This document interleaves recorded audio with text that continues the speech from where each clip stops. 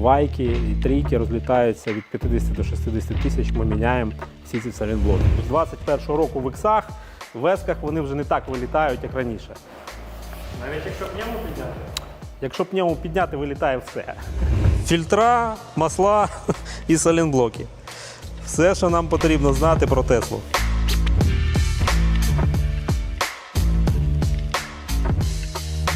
Доброго дня, друзі! Сьогодні поговоримо про ходову частину Тесли, гальмівну систему та про обслуговування. Як часто потрібно обслуговувати свою автівку, чи можна якось зекономити, чи взагалі ми економимо на тому, що ми її обслуговуємо раз в 100 тисяч або в 50, чи ні. Ідемо, покажу зараз вам машину, яка на даному етапі на ремонті ходової частини. В Model Y найчастіше ми міняємо салінблоки, але справа в тім, що якщо їх вийшло з ладу досить велика кількість, як в даній автівці, тут майже всі салінблоки вийшли з ладу. Ми можемо це показати вам на прикладі. Ось уже два замінених кулака, тобто кулаки ми поміняли повністю. Тут вже стоїть повністю новий кулак. Бачите, так? Все новеньке. Симпатично, все змінене. Замінити всі ті 5 салінблоків, які стоять в одному кулаку, буде коштувати дорожче, чим буде коштувати в нас кулак. Видно, не видно? Видно. От, якщо можете бачити, то тут йдуть тріщини. Тобто сама резинка салінблоку відривається від самого салінблоку. Чому ви інколи не можете зробити розвал сходження в таких автівках? Ситуація вся в тім, що ці салінблоки досить важко виявити на первісному етапі його зносу. Тобто ми ці машини ремонтуємо кожен день і ми знаємо, що виходить з ладу, наприклад, в Model Y. Ми зразу звертаємо увагу на це проблемне місце. Скільки можна проїхати на даній ходовій в наших умовах в Україні? Максимально, щоб я радив, щоб ви заїжджали до нас, це 50 тисяч. І ви вже отримаєте от таку от ситуацію. Ну і ще тут два рычага, якщо ви бачите, ось вони тут у нас лежать, вони також йдуть під заміну. Через 50 тисяч салінблоки вже виходять з ладу. Точно так же, як деякі рычаги, також виходять з ладу. Ось наш прес 30-тонний. Виглядає він отак. І кругом нього все виглядає, на жаль, отак. Ну, майте на увазі, що це робочий процес.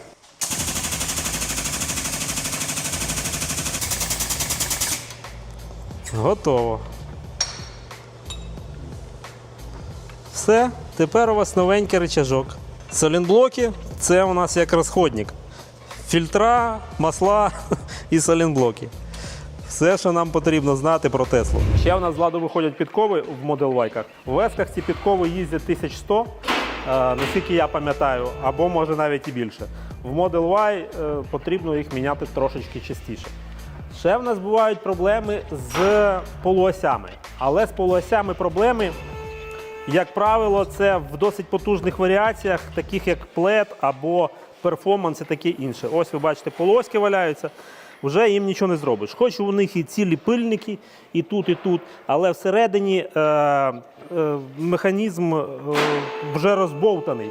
І ви можете отримати вібрацію. В іксах це, в принципі, взагалі була проблема до 2021 року. В 2021 році вони вже якось поборолись з цією ситуацією і зробили ці полуосі трошечки іншими, коротшими і більш потужними. І тому з 2021 року в іксах, в есках вони вже не так вилітають, як раніше. Навіть якщо пневму підняти?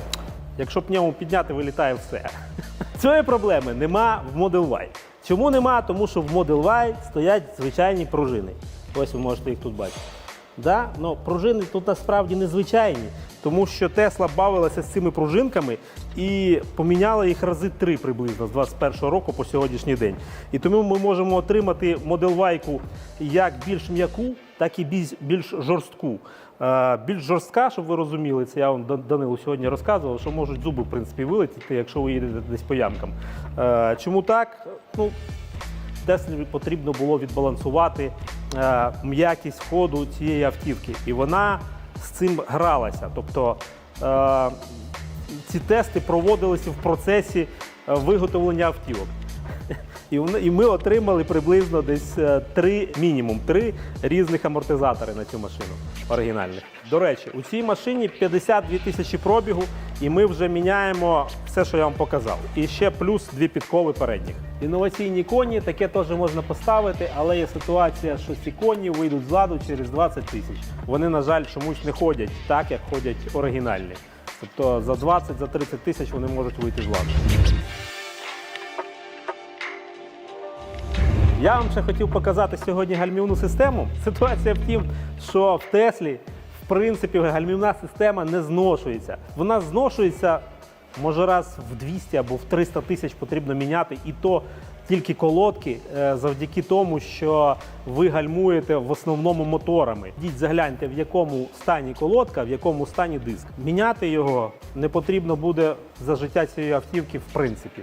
Обслуговувати її потрібно. Як мінімум раз в 100 тисяч ви маєте заїхати до нас, ми маємо її перевірити, змазати, можливо, повиходили з ладу на направляючих резиночки, які потрібно замінити, змазати направляючі для того, щоб у вас не заклинила та колодка.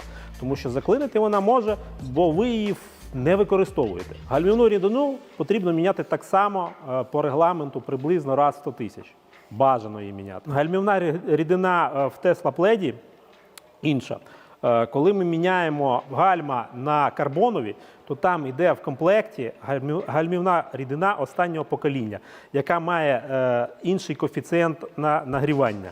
Тобто вона не так сильно нагрівається, як та гальмівна рідина, яка стандартна. Для чого це зроблено? Для того, що ви на цій машині можете їхати і 300, в принципі, або 330, якщо ми її перепрошуємо, або якщо Tesla її перепрошує, то вона поїде 330 км на годину. І це досить велика швидкість. І зупинити машину вагою 2200 тонни досить тяжко. В S ситуація трошки, можна сказати, гірша. Тому що інколи нам приходиться навіть на нові рычаги ставити шайби. Для того, щоб ваш плед їздив, потрібно міняти оцю кучку рычагів. Як правило, не кажу про підкови, бо підкови досить рідко міняються, а рычаги от такого плану та от такого плану міняються постійно. Наприклад, в мене в машині зараз пробігу 27 тисяч і вже рычаги полетіли. 9 рычагів і 3 сайлентблоки. Плед не досить дешева автівка, тому майте на увазі, якщо ви собі купите плед, то потрібно інколи міняти в ній рычаги.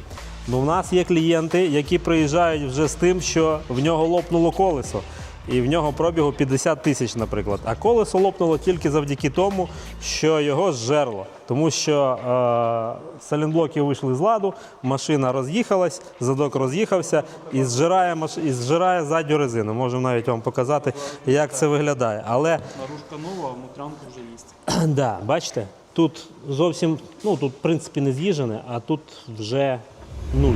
Поки ми тут в СТО, хотів показати ще пневму. У нас тут якраз валяється трошечки розібрана пневма.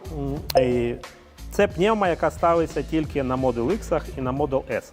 В них також є проблема. Вони також були 3 варіацій, якщо я не помиляюсь. Так, 3.